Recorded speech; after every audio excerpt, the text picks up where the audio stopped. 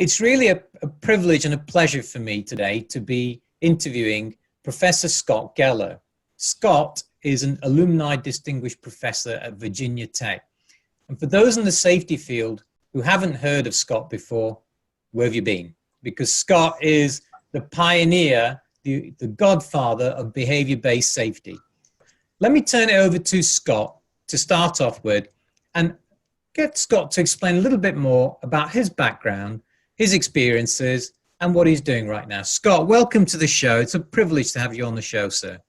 Thank you, Sonny. It's my privilege to be here. And I like the fact that you guys put the you back into safety. It is about you, man. It's about people. And I'm a psychologist, and this is my 50th year teaching and researching and writing about psychology at Virginia Tech. So it's been a long time. And I started my career as a cognitive psychologist. Right. I got my PhD in cognitive psychology.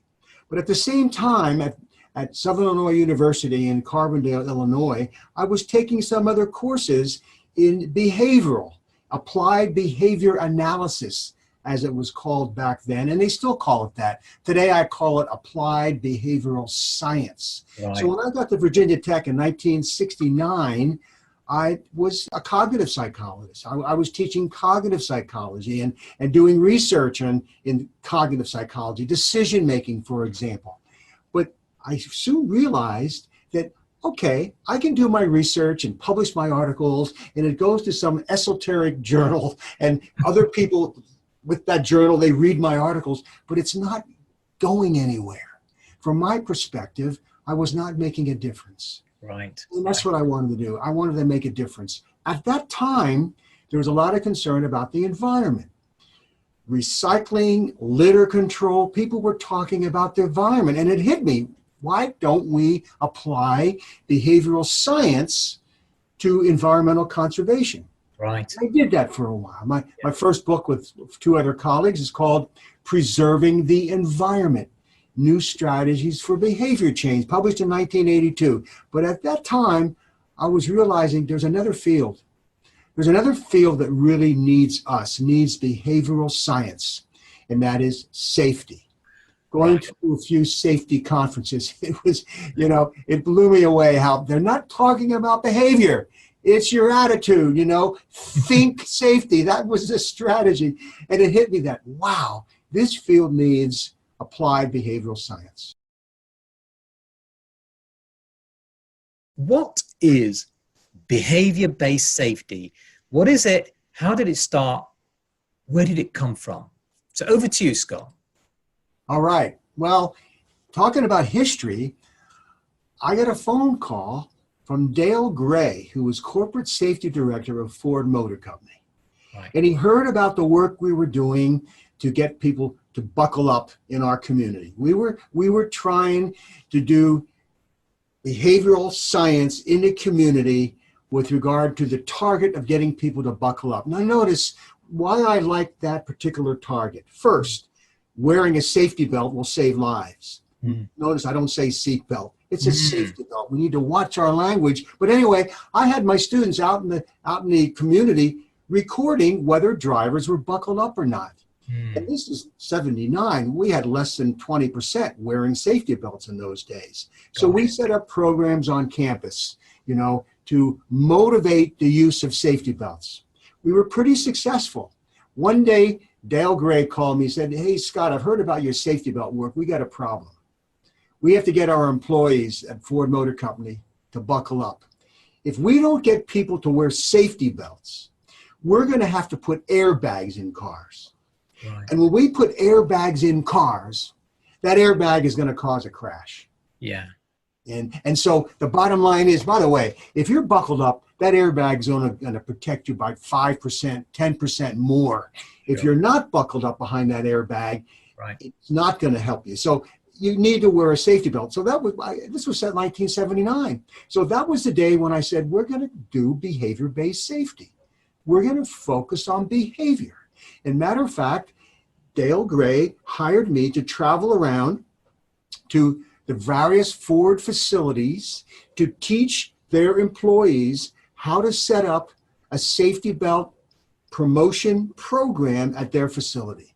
Was it sort of initiated by the fact that people noticed that accidents and incidents were happening? I mean, was it a cost-cutting thing related to airbags and that promulgated this? Or well, this was before airbags, as you know. This was 1979. Right. But corporate safety director, they were working on this technology of putting airbags in cars, and they really didn't want to, because the research has shown that the safety belt is more protective than an airbag.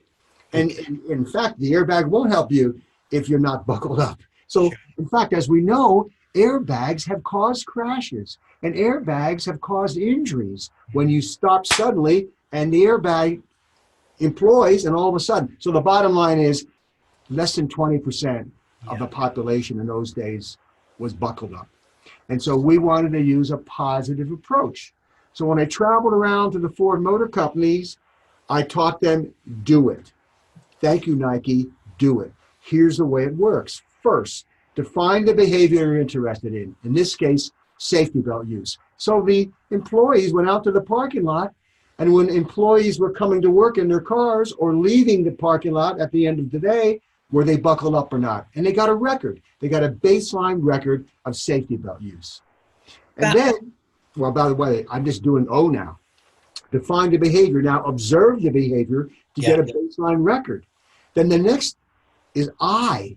Intervene. Do something to influence that behavior. And then continue measuring, continue observing. And then you get the T, test. Right. Did the intervention work? Let's talk about why. I mean, you touched on it a little bit by saying the why came about because you wanted to look at how safety could be improved from a behavioral systems perspective. Is that correct? Absolutely. There's several answers to that question. To be really personal about it, we were doing work on environmental conservation, but there was no grant money for that. All of a sudden, the safety field needed something to get people involved in keeping each other safe. So there was grant money available. In this case, it was the National Highway Traffic Safety Administration. Transportation stuff, they needed a way to get people buckled up in their vehicles.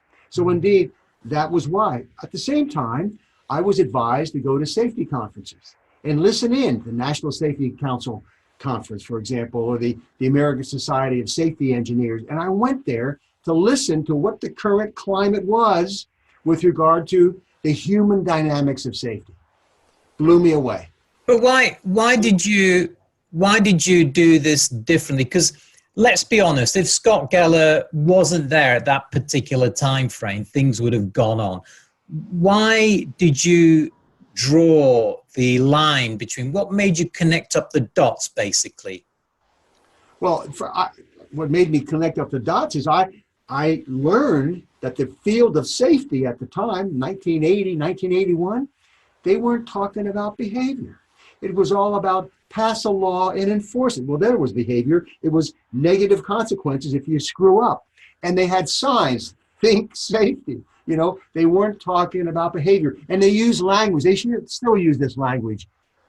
Accident investigation. Find the root cause. Now, scientists know you don't find the root cause from an interview or from a survey. You find a root cause through systematic research, manipulating independent variables and looking at its effect on a dependent variable. So for me, in those days, and even today, people still use that language. It's silly. So we wanted to teach a scientific method of, remember, do it. Define, observe, intervene, and test to learn what works and what doesn't work to influence behavior. And again, behavior. And of course, part of that is notice what influences behavior, which is back to the system. What's going on in the environment that's influencing that behavior? What is facilitating at-risk behavior, and what is inhibiting safe behavior? So that became a behavior-based approach to safety. So when we talk about why, you became a pioneer. Am I right in saying that you actually came up with the theory of behavior-based safety. I know you didn't acronymize it because that came from somewhere else, but you came up with this theory of behavior-based safety. Yes, but we have to understand it wasn't new. Behavioral science was there, and they were applying it in lots of different ways. As I said earlier, we are applying it to environmental conservation. So now we just moved the focus from the environment or from the clinic, from the autistic child, for example, where behavior analysis is very successful today. We moved it to the safety world. So in a sense, we just transposed and did some revising to make it work in the safety world. So, you know, I think we were the first ones to use the term behavior-based safety. And then, of course, as we know, consultants took it over and they made it bigger, and it became, I'm just a professor, so I don't disseminate. We are doing some of that here. And other people took it over, and we can talk about some of the mistakes that happened as a result. Well, who are the people that were involved in this? We know that you were the main proponent of this, but were there other people involved at the same time, or did you? I say you were the pioneer, and I think you are, but were there other people involved? As you mentioned Deming in the past, and Skinner, and so on. Oh yes. Now we're talking about B.F. Skinner, who developed the whole philosophy of experimental analysis of behavior. So when I say behavioral science, that is from B.F. Skinner and his colleagues. And also I have to say that my students were involved very much so. And from the WHO, we started a company called Safety Performance Solutions. Right. And we evolved and changed over the years. Those were my former PhD students, and they went out on their own. And behavior-based safety in the 80s, late 80s, it became a very popular term. Because you know why? We were demonstrating a difference. We were making a difference. You said earlier, Sonny, that you were into the reactive part, and that turns people on. We have a tragedy, we react, we help. But this is about proactive. This is about getting people to do things before the tragedy. That's difficult. And all of a sudden, we were successful. We were showing a change in behavior, getting more safe behavior. So people got very excited about it. And another part of it is who meant we were getting people in the organization involved, the line worker. Before behavior-based safety, it was all about the safety professional. It was all about management, passing a rule and holding people accountable. Now we had workers doing the do-it process. Define the behaviors that are safe and at risk. Observe those behaviors in your colleagues. And by the way, they're doing it. They developed their own behavioral checklists, you know. It wasn't OSHA, it was the workers. And then observe each other. That's the intervene part. Remember, define, observe. Now we're going to fill out a checklist. We're observing, but after we have our data, we're going to intervene. We're going to show the individual we just observed the data. So we're going to communicate. And we can talk later perhaps about the effective and the ineffective ways of communicating. But the bottom line is we communicate with the worker with regard to what I saw you do or not do. And by the way, while we're doing the observing, we're looking around to see what kind of situations are influencing that behavior. So we're not blaming the worker on their behavior. We're studying the behavior to understand what about the system is influencing the behavior in good ways and not so good ways. Then, of course, back to the do-it process. We test. We look at that worker again, or we're looking at other workers, and we see, oh, wow, we got an increase in safe behavior in our work culture and a decrease in at-risk behavior. So there you go. Now the workers have become behavioral scientists. So very clear for me that you were involved, your students were involved, and outside of that, when you actually did this within an organization, it was not only the leadership, but also the next level down as well from there, the workers and so on, right down to the shop floor level. Yes, and of course, also with who are other consultants and other professors in the field of behavioral science. They were picking this up too, and they were following along. And so all of a sudden, We had behavioral scientists nationwide, worldwide, following through and doing it their way. You're going to break that. Hey, that's fine. It's nice to have a bit of a digression now and then. When is it behavior-based safety became, the flavor of the month, the flavor of the decade, whatever? Well, as you know, it started with Ford Motor Company. It's kind of interesting, however, Ford Motor Company, they actually started it, and they were talking about this. We increased safety belt use among all Ford employees. We increased their safety belt use from 15% to 54%. And Dale Gray documented lives saved because they were in crashes and didn't have a fatality because they were buckled up. So he's documented for the company because they were putting a lot of resources into getting their employees following the do it process. Right. So that's how it kind of started, and then it spread from there. In terms of where, is it only applicable to manufacturing organizations, or in your experience, does it extend further afield? Oh, it's everywhere. It's everywhere. I mean, in fact, the process of behavior-based safety works wherever you're concerned about injuries. And so anytime our behavior is influencing the possibility of an injury, that's where behavior-based safety works. And again, I want to make this clear. We never blame the worker. Behavior does not happen in a vacuum. My behavior is influenced by the environment around me. And so it's about influencing the environment to get behavior improvement. You're talking there about reflections, aren't you? Leadership and reflections, in terms of the fact that we are the company that we keep. So if you're in an environment where people aren't looking after one another or not doing things properly, you're basically going to be thinking the same way. The old, well, why should I bother when you don't bother sort of thing. Exactly. In fact, today we're calling it a brothers, sisters, keeper culture, where people are looking out for each other. And of course, yeah, and it doesn't only happen among the workers. The supervisors should be doing this, and the management should be doing this. In fact, initially, I might say, when behavior-based safety started, some of the consulting firms were keeping it away from management. They were saying, this is only for the worker. And there was a benefit to that, because sometimes there was a real split between management and workers, the union and management. So this is only for workers. So supervisors were not involved.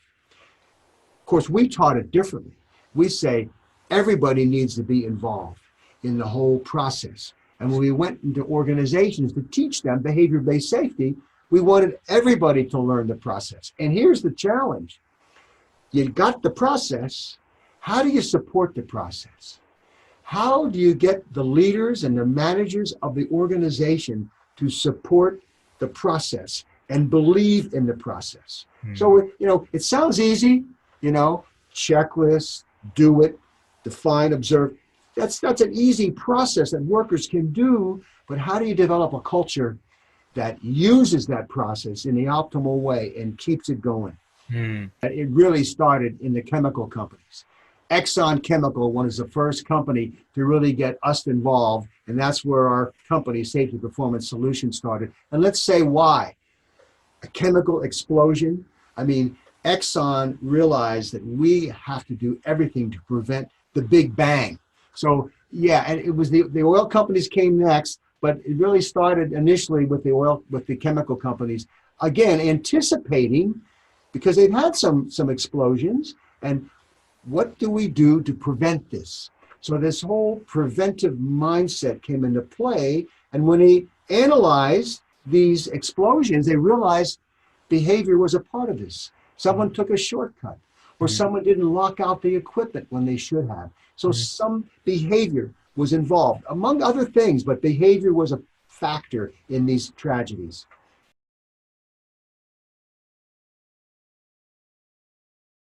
Tell us a little bit about how the journey of BBS has gone, bringing us up to a point where we're going to jump into the paradigm shift in the next show. Well, what happened is people wanted a quick fix. We always want a quick fix. So how can we do this as fast as possible? So like you just said, they blamed behavior. In fact, there were some consultants who were teaching behavior-based safety. To get people interested, they would show a videotape of individuals doing silly things in the workplace and say, see that behavior? That's why we have injuries. So behavior-based safety got connected to only behavior. They didn't understand. We never taught it that way. It was about how the system influences behavior. And then it became a numbers game, as you indicated, Sonny. What they did is, well, we're going to define, observe. We got our checklist. We're going to punch these numbers in on a computer, and then we're going to compare different departments, who is safer. Sometimes they would have contests. Sometimes they would give actual rewards to whoever had the better numbers. But they missed the important ingredient. What did I say of do it? I intervene. Yeah. It's not just getting the data, it's intervene. And again, the powerful part of behavior-based safety, and you use the word empowerment, it's not only empowering workers to develop a checklist, empowering workers to watch each other, but it's empowering workers to coach each other. So here's an acronym to end this section. The letters of coach. Yeah. C for care. Know that I care, you care what I know. If you believe that I'm doing this because I care about you, you'll let me observe. And then that's O. Coaches, oh, I care so much I'm willing to observe. And while I'm observing you, A, I'm analyzing. Again, back to the system. What is happening in the system that's influencing the behavior, facilitating at risk, and what is inhibiting safe behavior? And then here's the big one, the next C in coach, communicate. That's the part they were missing. Many still miss it. You need to have a communication process between the observer and the worker to really come to a consensus. And here's something else too. It takes courage to own up. And it takes humility to say, I'll do better. So we're promoting courage to care, humility to change, integrity, and the last letter of coach is H, help. No. If you do behavior-based safety and you coach each other, following that acronym, you will help people do better. If you could go back and you could say, well, you know, I should have done this a bit better with what I had in mind with behavior-based safety, what would that be? Because clearly there is, in this short discussion we've had, there's been some digression in terms of where you originally started this and where it's gone. But what would you have done differently if you go back? Wow. I guess I would have wished I could have disseminated more broadly the basics of behavior-based safety. Because you know what happened? Consultants, this is not to demean consultants, but you know what? We only know what we know. We don't know what we don't know. So we had some consultants taking this very simplistic perspective and say, oh, this is all it is, man. I'm going to teach you how to observe behavior and record the behavior and get some numbers. They didn't know psychology. They didn't know more than just the simplistic. And in fact, some of the consultants would hire employees from companies who were pretty good at teaching this very simplistic perspective, and then they became consultants. So all of a sudden, we had a spread of not. It wasn't that it was bad; it could have been better. And all of a sudden, other consultants came along and said, "Hey, wait! There's some weaknesses here. They're not looking at the big picture. They're not being holistic. They're not being culture perspective." So all of a sudden, we have other consultants reinventing a new wheel, you know, calling it something else. So, but it's really the same thing. It's people-based safety. You know, it's getting people involved. But again, we want a quick fix. We want, you know, we're driven by consequences. One of B.F. Skinner's principles. We're driven by consequences. So the faster I get this done, the sooner will I get to the break room, the sooner will I make my money, and so forth and so on. So yeah, bottom line is, what would I do differently? I don't know what I could have done differently, but I wish I would have gotten a bigger group. Safety Performance Solutions, like, we were small, and we didn't market. We still don't market. Marketing wins over profound knowledge. You know, you go to a conference and you see these banners, and these companies, they pay for those banners, the privilege of hanging that, and people don't know any better. They see this banner with a consulting firm list. Oh, that must be the way to go, because they're doing behavior-based safety. So the result is, and I'm sorry it worked this way, but marketing wins over profound knowledge. And I've been stuck here in the ivory tower developing the knowledge and not doing enough to disseminate the knowledge. But here we are, maybe better late than never, huh? One of the attractive pieces about so-called behavior-based safety was that managers and supervisors could step back and let the employees do it.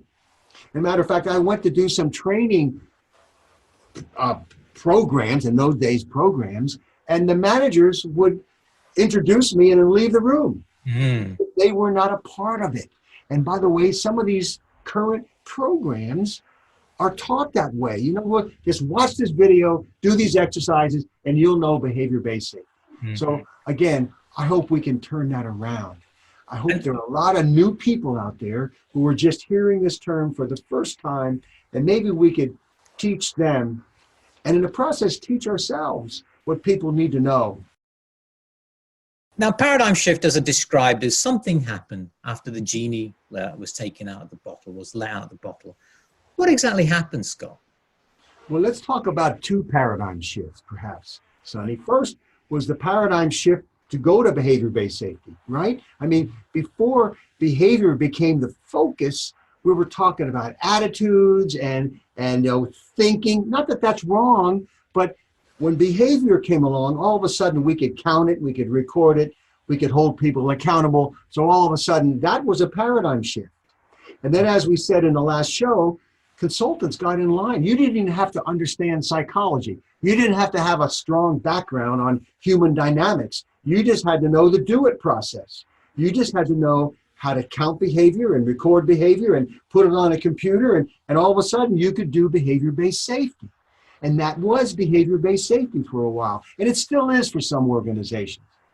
Was the expectation that companies would suddenly go out and recruit psychologists and create a whole new resource for the company? No, I mean, that's what I would hope. But of course it didn't happen. And training, when we trained behavior-based safety, we took this simplest perspective. But let's move to a paradigm shift for me. It was 1991. I went to a workshop, a 4-day workshop taught by W. Edwards Deming. He was 91 at the time. Right. And there were 600 people up there. In 1991, we each paid $1,000 to learn from this individual. That's a lot of money then. Well, yeah, it was. And it was a paradigm shift for me, because I took 70 pages of notes. I ended up putting my notes, those that we didn't have PowerPoint in those days, so and I put my notes on transparencies and sent it to him to teach more effectively what he was teaching. But this is what he taught me. He taught me humanism. I'm a behaviorist. It's all about behavior. The humanist is all about feelings. If you see two people fighting, it's not necessarily fighting behavior, depends on their intentions. That's humanism. So all of a sudden, I had a paradigm shift. And I realized that behavior-based safety should really be people-based safety. It's more than behavior. It is how you feel. But you act people into feeling differently. And you don't set up an intervention process unless people own it and buy into it. So all of a sudden, new terminology came into the whole mix. I mean, I knew this terminology. I mean, my field is psychology, but I didn't teach it well at the time. They were going for the quick fix, and it wasn't working as well. So the paradigm shift was to understand, from my perspective, was to understand the humanistic piece. We're calling it today humanistic behaviorism. It's not just measuring behavior. You have to measure behavior with a sense of empowerment of the person's behavior who you're measuring. I mean, people have to believe that this is good for me. So it's more than behavior, and we call it people-based safety. But just to come back to the paradigm shift, and you've split it off there, but from a behavior-based safety perspective, what happened? Did it get hijacked or something? What exactly happened? I know you were saying. Oh, yeah. It did. I mean, it got switched around to you're blaming the worker for their behavior. Interesting. I said in 1971, it started with Ford Motor Company and the UAW. They were all about it, but they became advocates against behavior-based safety a decade later because blame the worker. You know, you're measuring our behavior. It's a gotcha process, a gotcha program. I gotcha. And all of a sudden, they started to focus on the mistakes that people were making instead of the good stuff that people were doing. In fact, that's just the opposite of what we taught them in 1979. We weren't measuring people who were not buckled up. We were putting it in terms of what people are doing, success seeking. It's getting recognition for what you do. So it changed.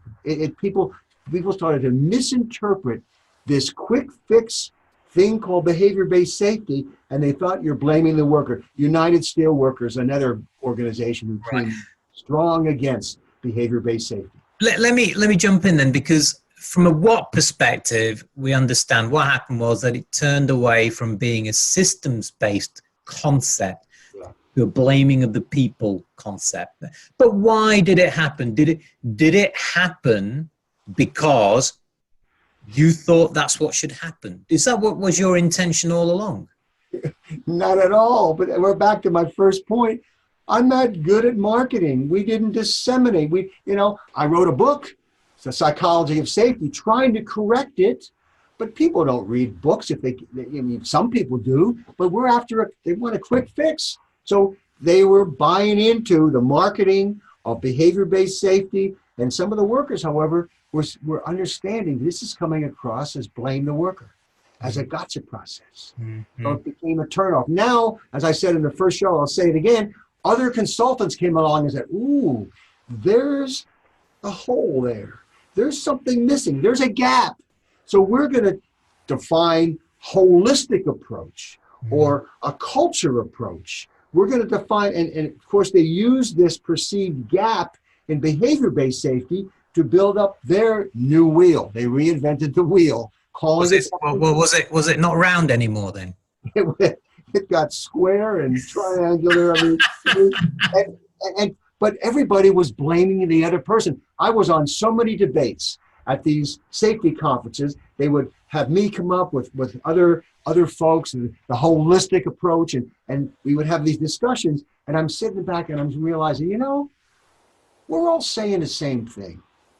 We're just using different language. The good news is that we changed the way people saw safety in the world, actually. And that's good news. It's, that is, even though we came to some narrow, quick fix programs, it was better than it used to be. At least we were empowering the workers to look at their behavior and understand what is influencing me to do right or do wrong. And again, the coach acronym we introduced in the first show, people were talking about that. They were using different language, but the notion was, hey, if we look and study our behavior, we can be proactive and prevent injuries. They got a checklist, they observe behavior, they put the behavior into numbers on the computer, and now they can show how much safe and at risk, and so they can play that game. But they miss the human part of communication, the feedback part. Practice does not make perfect. Practice makes permanence. You need feedback to improve. So the missing link was the interpersonal feedback that needs to be part of the process. And that's the whole thing. Remember, define the behavior, observe the behavior, intervene. They weren't, the only intervention they were doing is putting numbers on a computer. And by the way, I'm not saying that's bad. I'm saying it would have been better, and it still could be better if we bring in communication, feedback. Sure, put up those numbers, group feedback, but how about the one-on-one feedback? What did I see?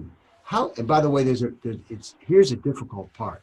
You just don't show people. You don't tell people. This is what I saw. You have to do better. No, the way you give feedback is important. And we weren't training people effectively how to give feedback in a nutshell. Supportive feedback, there's corrective feedback. You know, whichever acronyms I come across, there is one letter or one word that is always difficult to interpret. Take, for example, plan, do, check, act. We know the first three reasonably well, but when it comes to act, some people don't always understand what act means. Do they mean, what, am I going to star in a movie or something? I don't know. And I think it's a bit similar with do it, in my sort of opinion, and that is with the test piece, it makes it sound like it's a lab thing, you know, and it's not really, it's not ready to go into the grown-up world of going out the R&D bucket or the research and development bucket into the real world. It's not a practical tool. But that's not what you're saying, is it? No, test is simply evaluate. Test is simply, how did I do? You know, test, again, it's feedback. It's feedback. Right. After the behavior happens, we evaluate how we did. And we can't improve without feedback. And again, without a test of our strengths and our weaknesses. That's a big subject area. Let's talk about when. When exactly did this paradigm shift happen? I mean, well, that's a very interesting question. You know, I can't pinpoint a time. It was a continuous kind of thing. In fact, from the very beginning, as soon as behavior-based safety became a hot topic, people were using it in a very narrow way. They weren't thinking of feelings. They weren't, because I'll tell you what, in schools where they teach behavior analysis, they don't want to talk about feelings. They don't want to talk about self-talk or thinking. If I can't see it, I can't deal with it. And that's the basic rule of behavior analysis. So again, we do need to measure behavior, and we have to understand that we talk ourselves into doing behavior. And we could talk about the whole subject, for example, of self-motivation. How do we motivate ourselves to do stuff?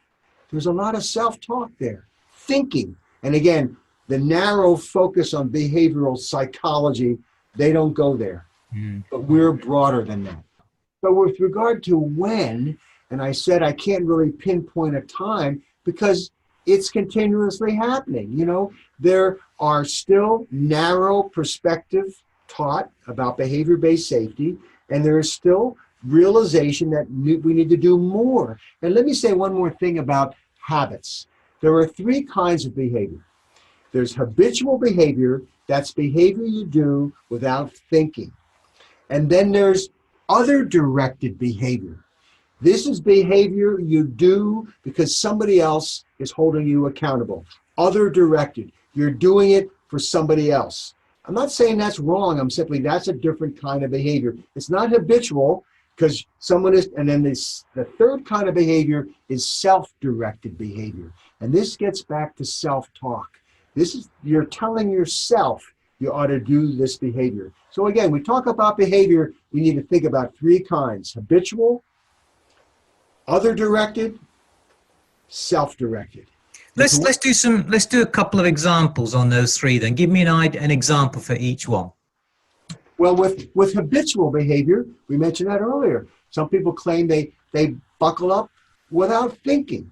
Some people don't remember if they locked their car or not because they get in such a routine that they get out of their car and they habitually push that button to lock it, and then later on they say to themselves, did I lock the car? Or how about when you set something down in your house and you can't find it later, your cell phone? Where did you put your cell phone? It becomes such habitual routine and you're just not thinking about it. That's an example of just habitual. We know that that's not safe. It's not safe to just do it and not think, especially when you're in a risky situation where there's some hazard.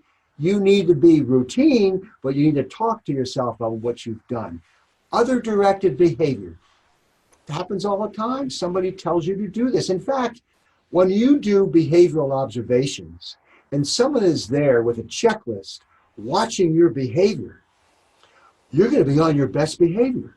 In fact, how you are working right now is influenced by this person standing in front of you, observing your behavior. Many things you might do at that point is other directed. You do it differently because somebody is watching you. So that would be other directed. Now, self-directed, there's sometimes you just do it with nobody around. The lone worker, for example, you talk about safety. The lone worker is there doing the right thing. Nobody is watching them, but they're talking to themselves. A paradigm shift is a different way of thinking or doing. It's a different way of carrying out a process. Sure. For me, I can say, for me, that my paradigm shift was 1991 when I heard W. Edwards Deming. And he made me realize, okay, so for me, I guess I'm claiming that paradigm shifts happen individually whenever you kind of see the light, kind of in a way, kind of see, ooh, there's another way I ought to do this. Now, from a cultural perspective, wow. I mean, I would say that I was in these debates all the time with people coming up with new ways of defining the same thing and, reinventing the wheel, so to speak. Scott, can I thank you for your time that you spent in the second show? And I apologize if the conversations went here, there, and everywhere, but thank you so much for your patience and being so courteous with my questions as well.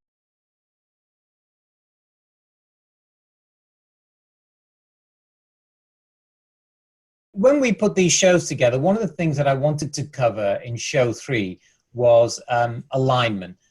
Why do we need to align, Scott? What's the reason for it?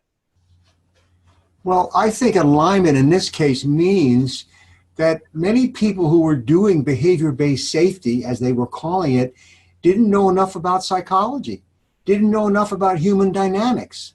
So, and that's not their fault. You only know what you know. And so they learned a program. Somebody taught them a program, and they said, here's what you do. You observe, peers observe each other. Some of the consultants were saying management should not be involved, which is wrong. But anyway, they just learned it this way. In fact, some of the folks who worked for a company and were facilitating this process or program, they later became consultants themselves. So the point is, it's not their fault, except they just didn't know psychology. And there's more to people than just checklists and computers and numbers and comparing people with regard to their percent safe. It's more than that. So alignment, as I see it, means let's align the process with some of the human dynamics that we need to understand to make it go right. We had workers who just learned the program. By the way, it was a program. Develop a checklist, watch each other, get numbers, percent safe, put it on a computer, compare your department with other department, and that's behavior-based safety. And all I'm saying is, yeah, that's part of it, but without the big picture. Alignment would mean understanding more about human dynamics so you can connect human dynamics with the process. Other people would say, we don't need to get alignment with the BBS. We've got HOP, we've got safety differently, we've got all the other things going on. Why do we need to have realignment now then? Apart from the fact that, we didn't have psychologists working on it. What's the reason why? Well, I think we need consistency.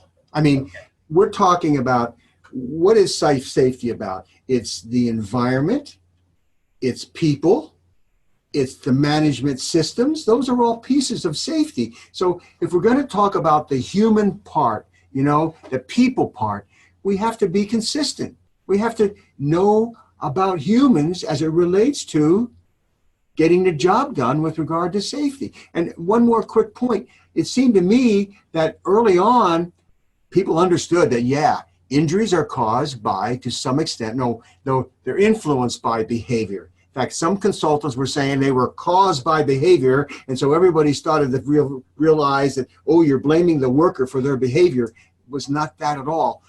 They wanted a quick fix. This is a quick fix. And by the way, if management does not get involved, man, that's easy. I just show them a video, and by the way, there are some consultants out there doing it this way. We just show the workers a video, and it's in their hands, it's their job, and management does not have to get involved. That's out of alignment. Alignment means everybody's on the same page. Everybody knows their role with regard to behavior-based or people-based safety. They know what they need to do. Management knows how to support the process, and workers know how to get involved to keep the process going. But when you mention consistency, pretty damn difficult in a world full of people, and there's what, 7 billion of us, heading towards 7.5 billion soon. It'd be very difficult to get consistency when you consider every human being different. Is that realistic, do you think? Well, when I say consistency, I mean there are some basic principles. What are those principles then? Well, we can talk about the principles of behavior-based safety, for example.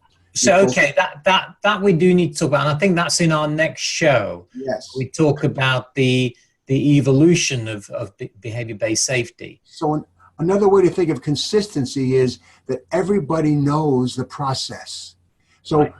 Alignment means everybody's consistent, in line. They know what this is about. Again, I'll say it, I repeat myself. Management needs to know what to do to support the process. They need to set an example. And the workers, of course, know what their role is in maintaining the process. So that's what I mean by alignment. We're all on the same page. We understand. And by the way, let me introduce 2 academic words. One is self-efficacy. Comes out of social learning theory, Albert Bandura. What does that mean? I believe I can do it. I believe that I can do what needs to be done to support the process from management, to maintain and sustain the process from workers. That would be self-efficacy, meaning I believe. Second important word is response efficacy. I believe that the behavior you're asking me to do will work. Big deal, isn't it? I need to believe, to stay in alignment, I need to believe that this process will work to reduce injuries. That's response efficacy. The behavior that we're performing for this process will work to bring us to a vision of injury-free. So the efficacy... Go ahead. Sorry, I cut across there. So the efficacy is based upon self and response, I guess, isn't it? Well, efficacy means you believe it. You see, I can look at someone and say, "Ooh, that guy's competent. He or she knows what they're doing." But efficacy, self-efficacy means you believe you are competent. I can think somebody knows what they're doing, but if they don't believe they know what they're doing, we don't have self-efficacy. Same with response efficacy. I believe that the behavior that I am doing is working to bring us closer to our vision. And by the way, that response efficacy, that takes education. I have to maybe show you some data. I might have to show you what's worked for other companies. Now, for self-efficacy, that takes training. See, we train people to know what they're supposed to do. So we have training and we have education.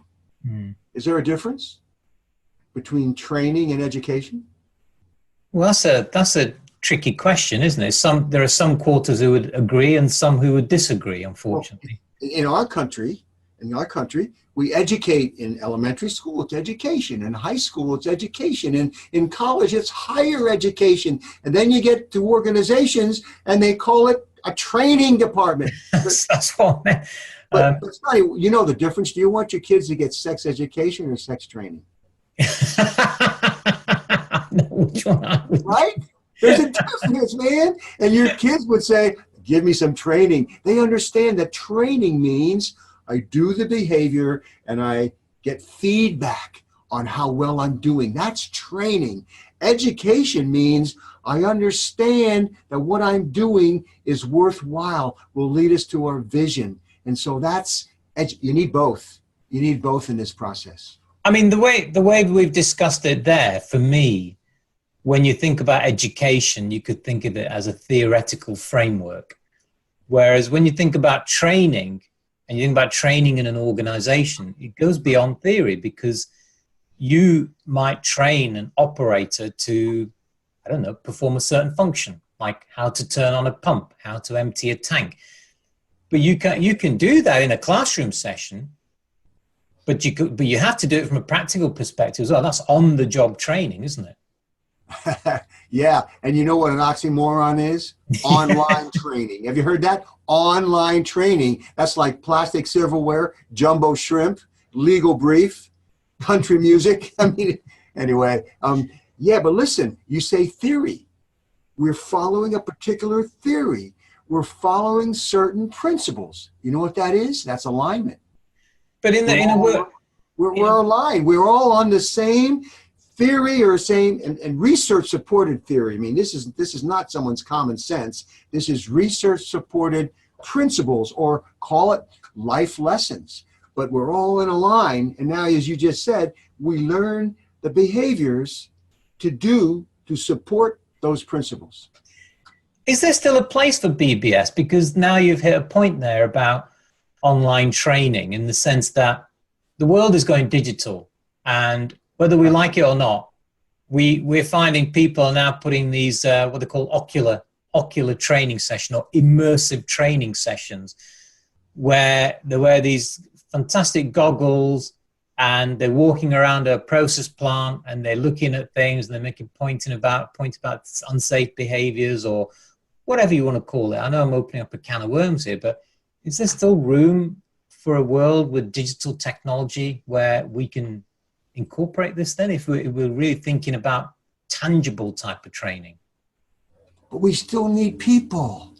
We need people connected with people. You know what we're losing with those processes you just mentioned? Empathy. Mm-hmm. We're losing the closeness or the ability to assess another person's situation that a machine can't do, and thus adjust my communication according to my empathy. In the second lesson, we talked about the COACH acronym, and the critical C word that people are not doing when they do behavior-based safety is communication. Oh, we're collecting the numbers and we're putting them on a computer and we're getting our numbers. Thank you, engineers. We need you. But that C part, communicate what I saw and hear from you with regard to what is your perspective? How do you see it? And then we adjust the system according to how people perceive what's going on. I think you've positioned it nicely, because you talked about empathy, you talked about communication, you use the word people, which is really fundamentally what it's all about. And I think when we dive into the next segment of the shows, we talk in more detail about people, especially people-based safety. But just to recap and to summarize in terms of alignment, and we call this part of the show the Great Alignment, and that is, the message I've got in discussion with you is that there is a drift between people and behaviors and understanding and the concepts and so on, and we need to move, we need to evolve this in a certain direction where it does become more people-centric. Is that a fair point, do you think? Wonderful. And to say it in a slightly different way, behavior-based safety, or you could call it people-based safety, it's based on research, not common sense, research. And you need to know the relevant research for the process to get in line. Because to understand, again, we're back to theory again. When I say theory, I don't mean pie in the sky. I'm talking about principles, life lessons, if you will, that people we know through research are right on. And everybody needs to know those principles and know what you do. I check the process. I check my behavior with those principles to see if we're in line. See, because sometimes we drift away and we can, is this process, is this policy in line with our mission? You could talk about a vision or a mission as alignment. What is your vision as a corporation? And are these behaviors in line with that mission or that vision statement? And a vision statement is indeed a sense of alignment. And I'm going a little further than that. I'm saying you got your vision statement, but you also have a set of principles based on research that the process needs to follow. Scott, thank you. That was pretty good in terms of alignment for me. And I'm looking forward to the next segue of the shows, which is all about, well, I guess talking evolution. Thank you, Scott Geller. Thank you. Thank you, Sonny. So let's talk about evolution with your good self and discuss it a bit more. It would be fair for me to say that one of the things that I've come across in your works is people-based safety. And we talked very, very briefly about this in show 3, where we said there has to be a people-centric aspect to it. My first question for you is, what is people-based safety? People-based safety is really behavior-based safety done right.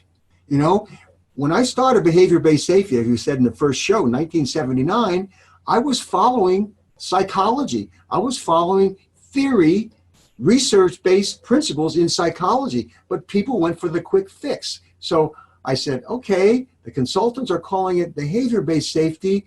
Let's go with another term that reflects more of psychology, people-based safety. For example, let's talk about some of the differences.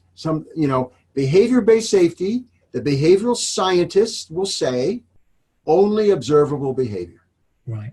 We only deal with observable behavior. And by the way, that's the way the traditional behavior analyst, behavioral science work talks about. What does that mean? Only observable behavior. That means when you're walking around a site or whatever and you see something and you observe something, that's the only thing you observe? Well, that's right. We can only talk about what we can observe. Right. And by the way, some of the behavioral consultants, that's where they're coming from. You know, when I say people-based safety, I'm claiming there's more than behavior.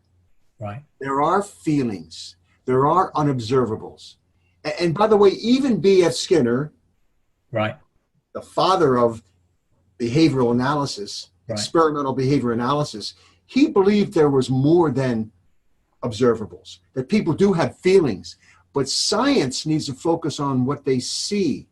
And I'm claiming with people-based safety, we can find out how people are feeling. But you don't know what you don't know. So if you can't see it, which is the unobservable, how are you supposed to figure it out? Well, that's exactly the way the behavioral scientist would say, man, spoken like a true behavioral scientist. I'm just saying that sometimes the way we come across influences how I feel. And there are theories in psychological science. I'm not saying behavioral science now. I'm calling it psychological science. There are certain theories and principles, life lessons in psychological science that go beyond behavior. And the challenge is to figure out which of those person states, I call it a person state. It's how you feel, not a trait. It's not permanent, but at a certain time you feel a certain way. Which of those person states connect to behavioral safety so that we can be more effective? Okay, Dumbo question time from me, okay, because I'm not a psychologist. What is the difference between psychological behavior as opposed to behavioral safety? Interesting. You know, in our last show, we talked about self-efficacy and we talked about response efficacy. And I referenced one of the very well-known behavioral scientists is Albert Bandura. But when I define self-efficacy, I define belief. Belief, yeah. Yeah, you believe it. So you might not believe you're competent. Your behavior might show me that this guy knows what he's doing. This gal knows what she's doing, but they don't believe it. So that's the difference right there. You show me a behavior, but your belief might be different. Same with response efficacy. You can show me that these behaviors, I'll show you the data, will lead to injury reduction, but do you believe it?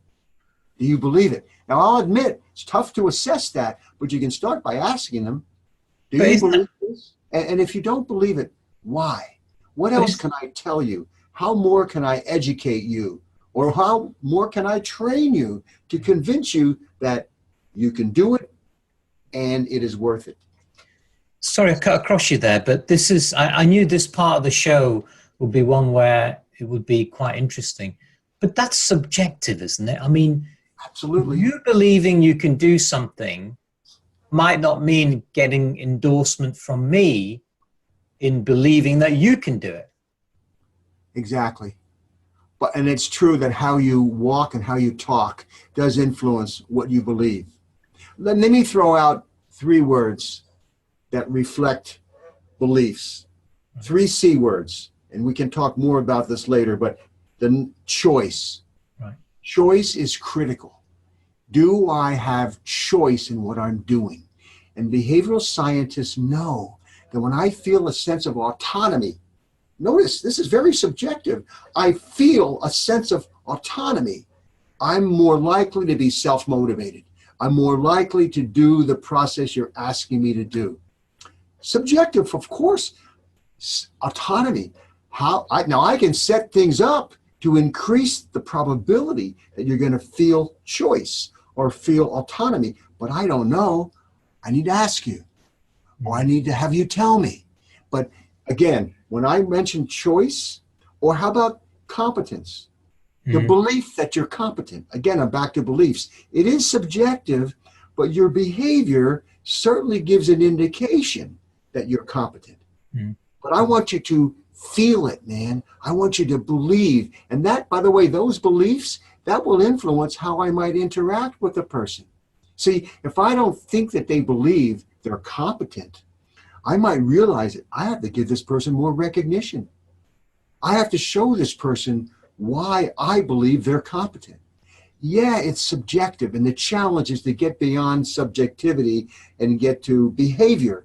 And all I'm saying is people-based safety at least considers these other concepts. Here's one, relatedness. The belief that we're in this together, that I have a support system. That's a belief. Now, my behavior might reflect that I'm part of a team, that we're all together, but I need you to tell me I'm part of this. I'm interdependent rather than independent. But these are subjective terms. They get reflected in behavior, but I'm here to tell you that the behavior-based safety folks who were teaching behavior-based safety, they were not going there. They were not talking about these very important psychological concepts. So you mentioned the 3 C's there. One is choice. The other one is competency. I guess the critical piece is that's not the other C, is it? Is there good question. Oh, you're right on top of it. I said relatedness, but let's change the word to community. Community. A sense of community. So choice. Togetherness. Choice, competence, community. Right. Okay. But they're quite tough things to ask for, aren't they? I mean, choice, we don't always have a choice, do we? We'd like to think we do in a place of work, but we don't. Competency, well, that's like saying potato and potato, isn't it? I mean, a company might not deem you to be competent, even though you might be thinking you're competent to fly a ship to the moon or something. And community, that opens up another whole world of pain nowadays, doesn't it? Because there's the other C word, which I can throw in there, which is culture. And conflict. And conflict. Yeah. Well, again, all I'm saying is if this is my vision, by the way, the difference between management and leadership, you've just defined it. Managers hold people accountable. Now, I need managers. I need them to hold me accountable, but I know if it's top-down accountability, I don't perceive choice. Notice the word perceive. It's a perception. It's a belief, okay? Now, leaders inspire self-motivation. How do they do it? The 3 C's. The 3 C's. They try to explain or set up situations where there's not total choice, but some choice. We have this word participative management. Means that the people have some choice in the process. Behavior-based safety, the workers developed the checklist. It's their checklist. They had choice in that checklist. And guess what? Through training, we convince them, hopefully they convince themselves, that they're competent at doing the coaching process. Although, as we mentioned earlier, some of them leave out that critical C called communication, and we have to teach them, how do you give supportive feedback and how do you give corrective feedback? That takes training. And the sense of community. A leader inspires self-motivation by talking in terms of, we're all in this together.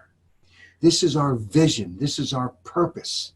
So again, leadership, by the way, we can all be leaders. Sure. Managers, you get your position assigned, but Sure. leaders, everybody can be a leader. Everybody can inspire somebody else to perceive choice, competence, community, and thereby increase self-motivation. I guess we're talking about safety, and when you say everyone can be a leader, I remember seeing the picture of a mirror and someone looking at it, and it says safety begins with you. Yeah. So everybody is a leader in terms of shaping the safety within an organization. I don't think we have as much free reign in terms of choice, but I get what you're saying. You're saying we need to open up a little bit more. We need to understand that we need to create a positive environment of choice so that individuals feel more empowered and more ownership and more skin in the game as to what they're doing. And let's get back to that word, the C word, communication. How a boss or a supervisor communicates to the worker can influence a perception of choice on the worker's part. For example, ask questions. How would you do it? A boss comes in, instead of setting down, this is what we're going to do, maybe set, this is what I expect you to do, not what you have to do. Our language certainly influences perceptions of choice. Is it compliance or is it commitment? Is it, do you get to do it or do you got to do it? Did you wake up to an alarm clock or an opportunity clock? I mean, it is how we talk, not only to others, but to ourselves. And leaders inspire others through communication to feel some choice. And again, when you give supportive feedback, by the way, it's very direct. I saw what you did and I appreciate, and that was wonderful, thank you. When you give corrective feedback, you don't be direct, you be indirect. It's called non-directive communication, which provides choice. I noticed on my checklist that things were not done exactly the way we talked about it earlier. What do you think? Or why did you do it that way? Or is there a better way? When you ask more questions, you give the perception of choice. Oh, he's asking me. By the way, when a supervisor asks a worker for advice, whoa, that's powerful. The supervisor might know, but when he asks the worker, hey, give me some advice, how would you do that? You know what that does? That's choice and it's competence. Because that supervisor you're asking me? Yeah, you're the guy on the shop floor, man. You know what's safe and at risk. Tell me. That's why the checklist is so powerful, because that checklist is filled out by the workers on the floor. And by the way, that checklist has to be modified. It's not the same checklist every week because it changes as a function of the data that you acquire. But notice, just allowing them to change what they're doing, that's choice. It's a perception of choice. You've answered one thing for me, and one of the things I wanted to do was to try and make it go to a practical perspective. And what you've answered for me is, I always have to ask the question, how do I do it? And I think the main C word in that segment is communication. Because if we communicate, we understand what people want to do, what makes them happy. And that means you can tailor make choices that are driven by them. If we have a checklist, again, we get an understanding. It's all about the message that people are giving. And to collect those messages, we have to have a process. And the process is to communicate either written or verbal is the only way, I guess, to get over those other C's, isn't it?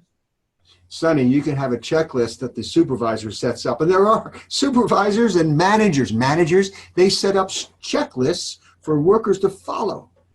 That reduces the perception of choice. With behavior-based safety done right, that checklist is developed by the workers.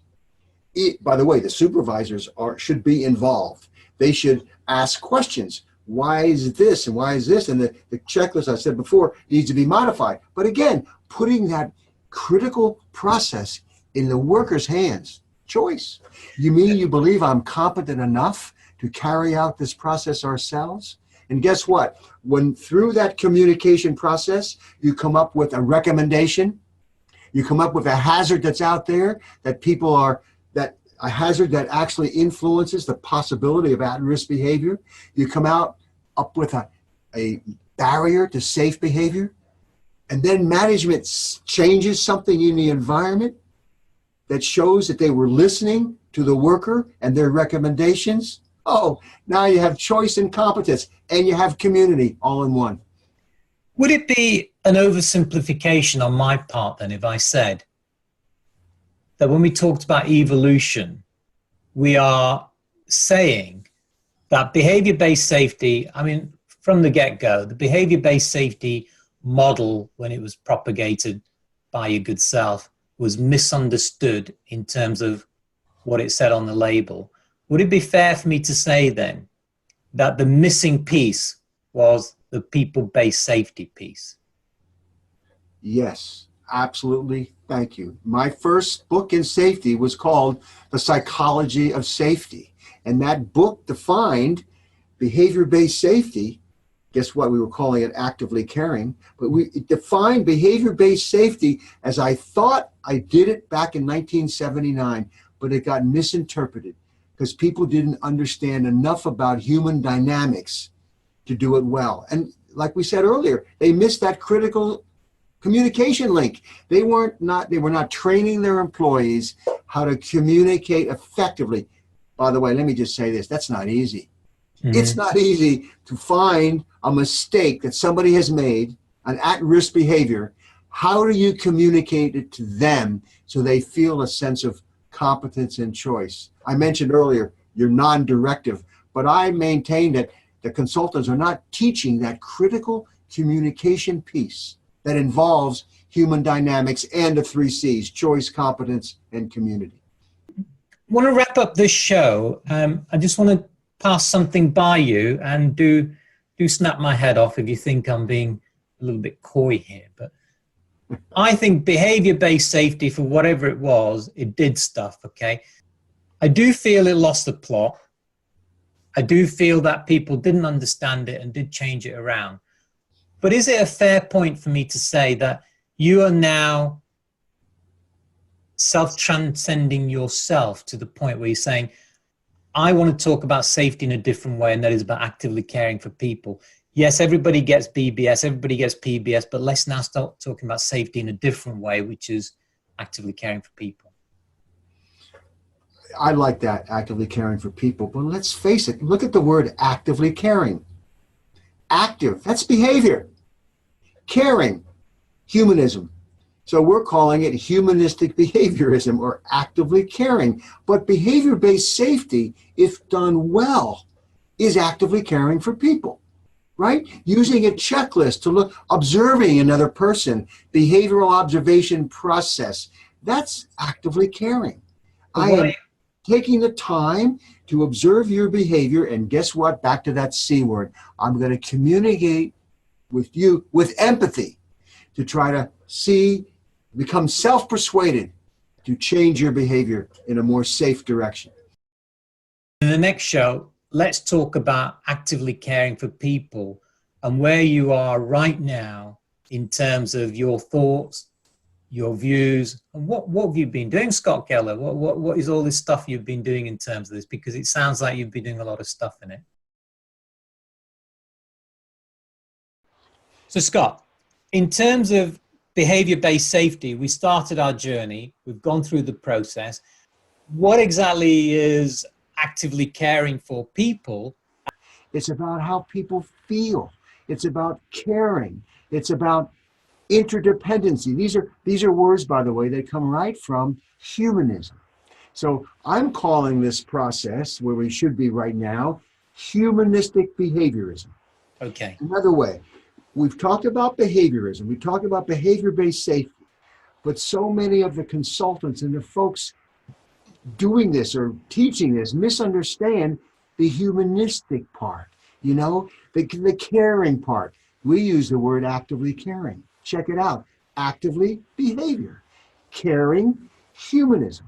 So again, it's understanding the connection between humanism, which, there's a lot of discussion we could have on humanism, but we've selected just certain parts of humanism.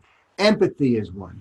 Empathy is a major word, a major concept in humanism, which simply means before you go about correcting people, in fact, even supporting people, find out where they're coming from.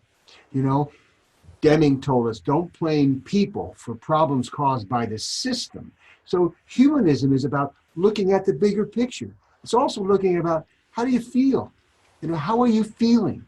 And so when you give corrective feedback, for example, you need to ask more questions. Why do you do it that way? Is there a safer way to do this particular task? So anyway, so we're bringing this together now.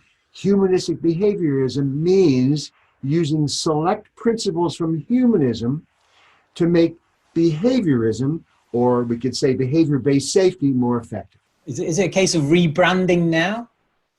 Well, I've been teaching introductory psychology for 50 years now. This is my 50th year. And we teach humanism, Carl Rogers in humanism, and we teach behaviorism, B.F. Skinner and his followers, and we teach them as separate. And it was about, I'd say, 1990. I heard W. Edwards Deming. Deming was a humanist. And I'm thinking about what he's telling me about, don't blame people for problems caused by the system, be more interdependent, be more win-win instead of win-lose, I said, really, we got to bring these things together. So then I said, when I teach introductory psychology now, the textbook still separates them. But I'm saying we have to bring them together. And that's where actively caring hit. It's kind of interesting, isn't it? Actively caring is humanistic behaviorism. You could say that this is a form of altruistic behavior, isn't it? Oh, absolutely. That's a great thought. In fact, let's consider Maslow's hierarchy of needs. Now, Abraham Maslow was a humanist, and many people have learned his hierarchy this way. First, you satisfy your physiological needs, got enough food, got enough sleep, and then I'll worry about safety and health. And then after I feel safe, then I've got my social needs. And then I'm climbing the ladder and I get to self-esteem. And then at the top, and I bet many of your listeners and viewers will think the top of Maslow's hierarchy is self-actualization. I remember asking a professor back in graduate school to tell me, what does it mean to be self-actualized? Because I was a behavior scientist. Don't give me these concepts without putting it in terms of behavior, to be or not to be. If you can't put it in terms of behavior, I don't know what to do. So this is what he said. He said, Scott, when you're self-actualized, you can sit back and you can say, I did it. I made it happen. I achieved those major goals in my life that I wanted to achieve. And then he looked at me and he said, and Geller, I don't think you'll ever get there. And he was right. I'll never get there. Will we ever believe that we've done all we felt we need to do? But here's the magic in this and why it's so important. All these things I've mentioned, it's all about self-esteem, self-actualization. It's all about a selfie.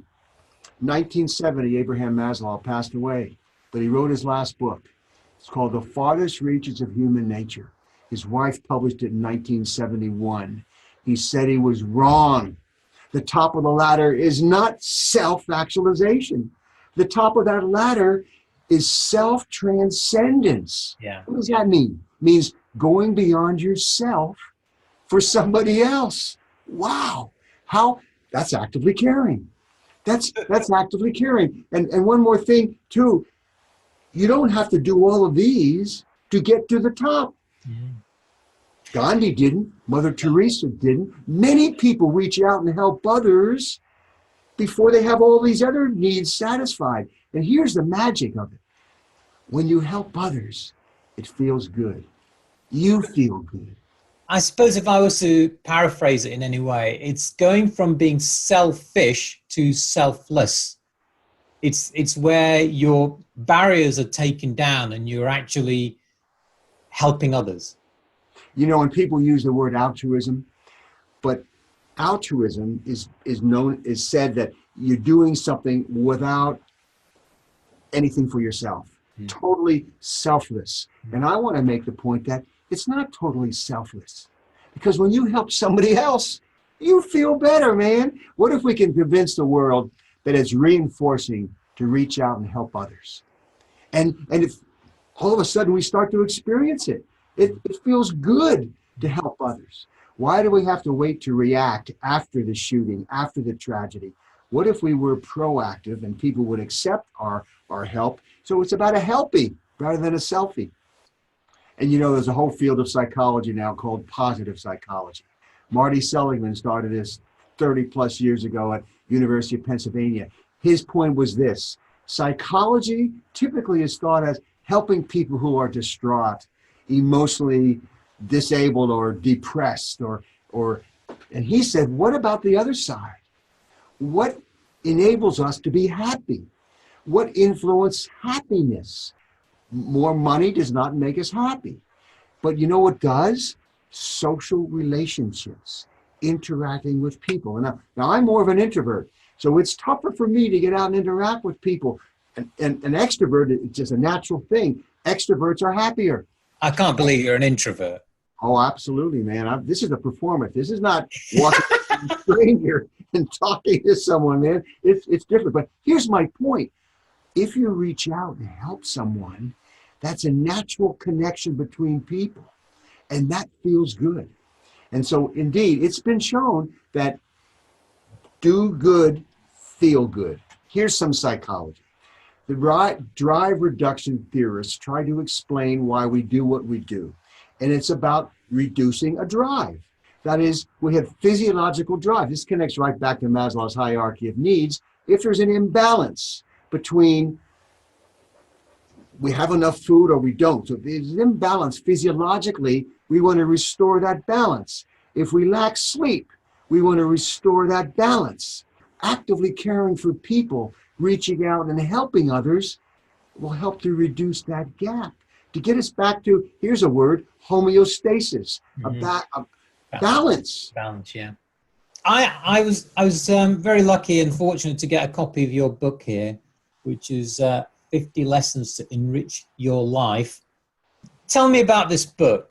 Every page is a new lesson that relates to helping people do better, helping the world do better. Again, it's research-based life lessons. We stepped off on the premise of behavior-based safety and looking at systems, humans, etc. And you mentioned the word humanistic behaviorism. How does actively caring for people fit in the greater scheme of things relative to behavior-based safety?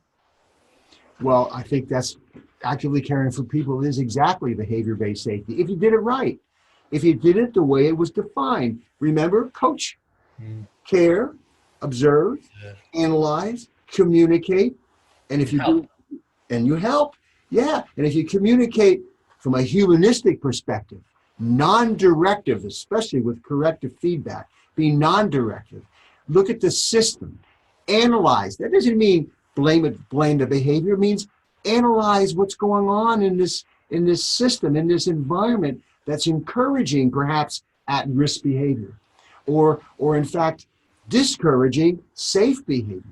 And so analyzing the system, analyzing the environment to see what can we do to make safe behavior more natural, more convenient, and so forth. So it is a bigger picture, but guess what? If you see something, say something. That's actively caring. If you see a hazard, say something. If you see someone walking down the stairs, looking at their cell phone instead of holding a handrail. Now, what do you say? You just go, hey, you. People won't do that. You don't have the courage, but how do you do that? Well, we have to learn to be non-directive. And how do you talk to people in such a way that, yeah, you know, I should have used the handrail. Slips and trips and falls is one of the leading injury producing in the workplace. So the challenge is teaching people the concept of actively caring. Maybe if we had an actively caring for people culture, people would be more open to receiving feedback. They would have more humility. It takes humility. It takes courage to give feedback.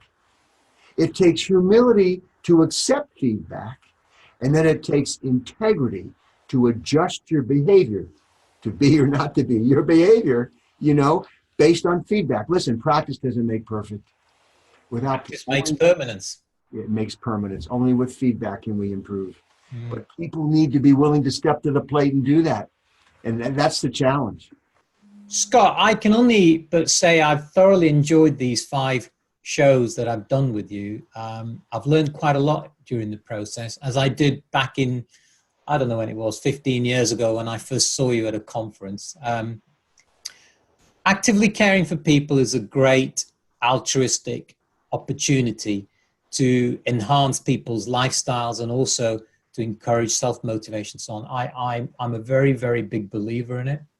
I do that, in fact, through these shows that I'm doing with your good self. You've also shown you're actively caring for people and your altruistic behavior by spending nearly 5 hours with me on these shows. If we think of each show as being 1 hour. People may never get to see you again. You're in the US and you don't travel as much maybe.